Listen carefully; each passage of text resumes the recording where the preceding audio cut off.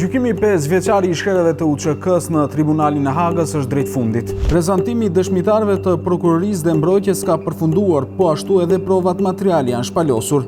Nga data 9 deri më 18 shkurt, ish-presidenti i Kosovës Hashim Thaçi dhe shokët e tij parashihet t'i japin fjalët përfundimtare. Më pas gjykata do të ketë 3 muaj afat për të shpallur aktgjykimin e shumëpritur. Gjatë vitit 2025 procesi gjyqësor në Hag u shoqërua me protesta në rajon dhe më gjerë. Në Prishtinë, Tiranë dhe Shkup, si dhe në shumë qytete europiane amerikane, u kërkua lirimi i shkretëve të UÇK-s. Prokuroria kishte propozuar mbi 350 dëshmitar, ndërsa gjatë shqyrtimit kryesor janë dëgjuar rreth 125 prej tyre.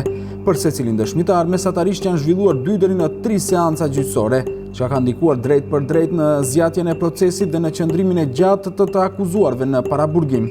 Nga ana tjetër, në mbrojtje të Hashim Thaçit u paraqitën disa ish zyrtar amerikan, mes tyre James Rubin dhe generali Wesley Clark. Sipas aktakuzës, ish krerët e lartë të UÇK-s Hashim Thaçi, Kadri Veseli, Jakub Krasniqi e Recep Selimi akuzohen për krime kundër njerëzimit dhe krime lufte për periudhën e luftës 1998-99.